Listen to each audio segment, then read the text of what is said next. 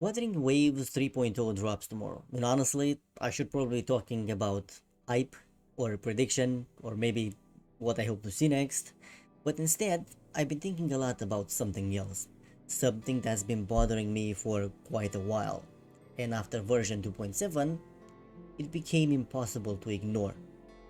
Because 2.7 was supposed to be the climax, the emotional peak of an entire year worth of storytelling, and on paper, it had everything: spectacle, tension, drama, payoff. But for a lot of players, myself included, it somehow didn't hit as hard as it should have. And the interesting thing is, people felt the disappointment, but many couldn't really explain why. I kept hearing comments like, it was good, but something was missing, or I liked it, but it didn't land emotionally, or simply, I'm confused why the climax didn't feel like a climax. And that's exactly what I want to talk about today. Because for me, the reason is very clear. It's not a problem with the world building, it's not a problem with the characters, it's not even a problem with the emotional beats themselves. It's structural. It's tied to something I like to call the Genshin formula, a narrative pattern that a lot of gacha games follow, including Wuthering Waves.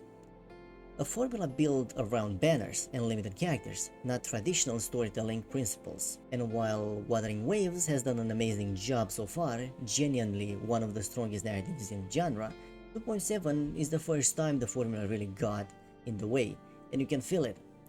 Now, don't get me wrong, I love the game, I love the world, its tone, its cast, and the way it balances the plot, setting, and character. And because of that, I worry about the future. If they recognize the structural issue, then they can absolutely correct it as the story moves forward. So today, before 3.0 arrives and the next chapter of the narrative begins, I want to go through what formulas actually are, how gacha formulas differ from storytelling formulas, what went wrong specifically in version 2.7, why the climax didn't land emotionally, and how the problem might affect the story going forward. And to start, we need to explain what the formula even is, because the whole issue begins right here. But before we go any further, I'd like to introduce myself. Hi, my name is Daniel, and although I wouldn't call myself an enthusiast, storytelling and story writing have been a passion of mine for many years now. I am also currently working on my own book, so I like to believe that I have at least a basic understanding of what tends to work and what tends to fail from a storytelling perspective. Now let's talk about what the formula means in storytelling. When writers talk about formulas, they don't mean something inherently bad. A formula is just a recurring pattern, a structure that shows up again and again because it works. You've seen formulas everywhere: the hero's journey, the 3-act structure, the save the cat beat shit. Romance formulas: meet, spark, conflict, breakup, reunion. Mysteries formula: crime, clues, red herrings, reveals.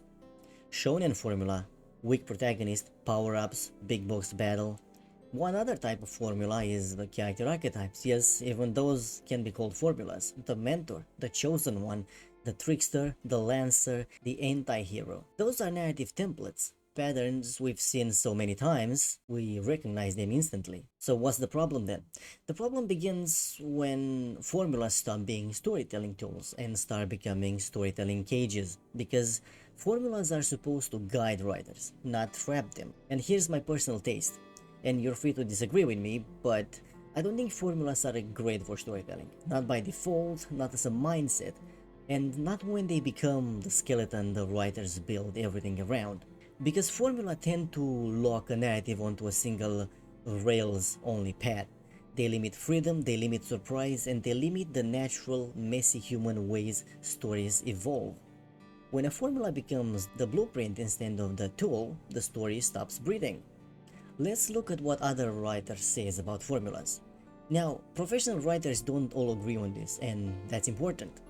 Some, like Blake Snyder, love formulas. They believe structure is what keeps the story from falling apart. But others, and this includes people like Ursula K., Le Guin, Kurt Vonnegut, Neil Gaiman, they argue that rigid formulas flatten creativity. Vonnegut literally mocked formulaic stories and encouraged writers to make shapes that feels natural, not predetermined. Brandon Sanderson has a more balanced take. He says structures and archetypes are useful, but only if they don't suffocate spontaneity. He often repeats tools, not rules. And that's the key idea I agree with. Formula shouldn't be prescription, they should be possibilities. In my own writing, especially with my novel, I almost never start with formulas or archetypes. Instead, I start with people. Real people aren't born as the hero or as the villain, the anti-hero, the comic relief. We become who we are because of what we live through. So when I create characters, I don't assign them to an archetype. I build them out of their world, their experience, their trauma, their desires, their mistakes, their worldview, their environment. All of that shape the person they become. That doesn't mean every character gets this level of depth. Obviously, it's a big cast, that's impossible. But my central cast, my most important characters, they grow from experience, not from archetypes. So yeah, formulas exist and sometimes they're helpful, but they're not the foundation of good storytelling. They're the seasoning, not the meal. Now let's talk a little bit about the Genshin formula in gacha storytelling. So here's this formula in simple terms. The one gacha games can't seem to escape from. Every patch introduces a new character, every new character must matter immediately, and every patch story needs to revolve around that character somehow, so players care enough to pull for them. This is what I call the Genshin formula, because Genshin popularized it, refined it, and baked it into the DNA of gacha storytelling. Now here's the important part. Wuthering Waves actually improved this formula quite a lot. In fact, up until version 2.7, they handle it better than basically a lot of other gacha games out there. They balance the holy trinity of storytelling, the setting, the plot, and the characters. They didn't overfocus on waifus of the month, they didn't let new banners hijack the stories, they let characters breathe and they kept the protagonist at the center. But here's the uncomfortable truth. Even when you refine a flawed formula, it's still a flawed formula. And eventually, the cracks start to show. One of the biggest cracks, something you see across all gacha games, is how the formula demands a constant rotation of important characters. Every banner needs emotional relevance, and every new character needs a dramatic spotlight. Most of the time, Wuwa dodged this problem gracefully, but in 2.7, that flaw finally collided head-on with the climax. Before we go any further, let's talk about another flaw that's baked into this Genshin formula. One that shows up in villain writing. Gacha games tend to rely on a single central villain group, who controls everything from the shadows, never loses for real, always claims the hero victories were part of the plan, and somehow ties into every single plotline for years. In small doses, this is cool, it builds mystery and tension, but when you stretch this pattern across a long-term live service story, it becomes predictable, repetitive, and eventually quite boring. Because if the villains always win and always planned everything, then nothing the heroes do really matters. The story loses tension and the audience loses emotional payoff. So when you combine these two flaws, the endless rotation of must-be relevant banned characters and the unbeatable mastermind villain group, you get a storytelling structure that works fine in the beginning, but starts breaking down the moment you reach a major climax. And that's exactly why version 2.7 struggled. It wasn't the characters, it wasn't the writing team, it wasn't even the story concept. It was the formula. Now, let's talk about the first major problem in 2.7. 2.7 was the culmination of an entire year-long arc. Players followed Rinasita's storyline for months.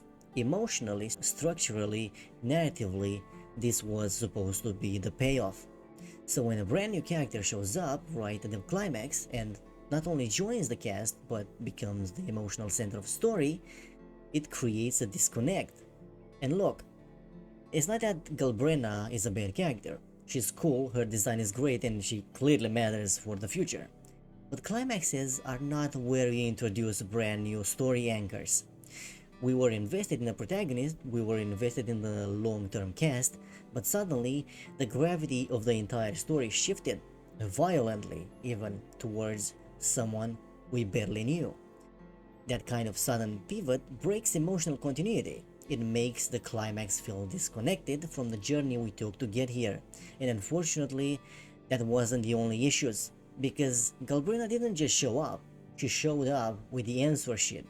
Through the entire arc, the Dark Tide was a terrifying threat. Every character struggled with it.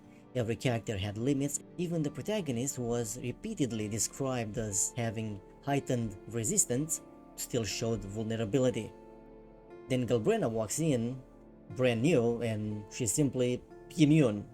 Somehow, she has the exact thing everyone needed at the exact moment the plot required it. And yes, narratively it works, in a technical sense. It solves the problem, moves the story forward, and sets up future arcs. But emotionally, it lands with a thud, because the payoff of a climax is supposed to come from the characters we spent a year caring about, their choices, their growth, their resolve. Instead, the arc resolves because a newcomer arrives with the built-in counter to the final threat. It doesn't feel earned, it felt inserted. And that unnatural shift, both in character focus and in narrative solution, is a huge part of why 2.7's climax didn't hit as hard as it should have. Now, let's move on to the second problem, which I personally like to call the Avengers Assemble moment. Because the issues with Galbrina don't stop at her introduction, because once the story shifted its center of gravity towards her, it's also shifted how the climax itself was structured. Now on paper, I totally understand what the writers were trying to do. This is the end of a long arc and everything is coming together, the stakes are at their highest, so obviously gathering an entire cast for one big explosive finale sounds like the right move. And in some stories, it absolutely works. When the characters are underdogs or disconnected or thematically destined to unite, those scenes becomes legendary. But Wuthering Waves isn't that kind of story. The characters are not underdogs, they're not inexperienced, they're not waiting for their team-up moment to unlock their potential. No, those characters are already insanely powerful on their own. Each one of them has had arcs where they were pushed to their brink and awakened to new levels of strength, resilience, or self-understanding. That's one of the reasons people love Wuthering Waves, because every character gets their chance to shine individually. So when you throw all of that together at once, something strange happens. You don't increase the stakes as you should, you actually decrease them. Instead of tension, you get scale inflation. Instead of emotion, you get spectacle. And instead of character-driven drama, you get a giant cutscene with too many moving parts. And here's the real tragedy of the moment.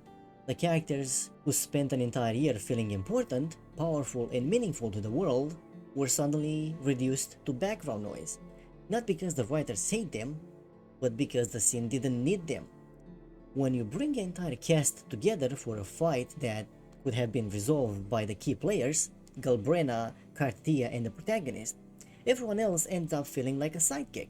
Sidekicks to a battle they didn't need to be in. Sidekicks in a climax that was supposed to pay off their individual stories. And that's the core issue. It wasn't that no one felt like the protagonist, it's that everyone else stopped feeling like the heroes of their own arcs. They were dragged into the scene because the formula demanded it, not because the story did. And when the climax stuff the stage with characters who aren't essential to the moment, it doesn't amplify the emotion, it dilutes it. Now for the third problem, and the last that I'm going to talk about, this is the part of 2.7 that absolutely did not work for me, because for an entire year, Wuthering Waves did something most gacha games completely fail at. It made the protagonist the center of gravity. They were the emotional anchor, they were the perspective through which the story unfolded, they were the one constantly facing the threats head on, they drove the narrative momentum. This is rare in gacha genre, and it's one of the reasons why I fell in love with Wuthering Waves storyline to begin with. But then 2.7 happened, and suddenly everything shifted. Not slowly, not organically, not in a way that felt like character evolution. The spotlight moved away from the protagonist and directly onto Galbrina, and not just symbolically, but structurally, narratively, and mechanically. Galbrena became the problem solver. Galbrena became the emotional focal point. Galbrena became the one with the crucial answers and the crucial resistance to the dark tide. And look, Galbrena is a fine character. The issue isn't her existence. The issue is that the story completely recentered itself around her in the final hours of a year-long arc that originally belonged to the protagonist.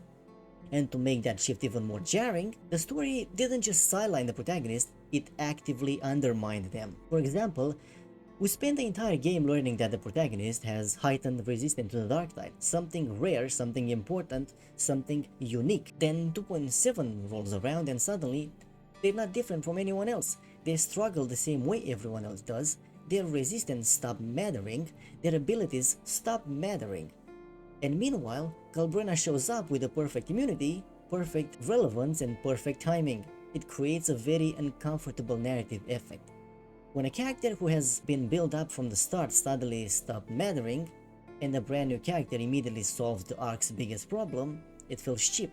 It feels like narrative substitution. It feels like the story is saying, your journey doesn't matter, here's someone new. And then there's the whole illusion scene and the point in 2.7 that I absolutely hated it. This should have been powerful, a psychological breakdown moment, a deep emotional crisis where the protagonist confronts their fears of loss.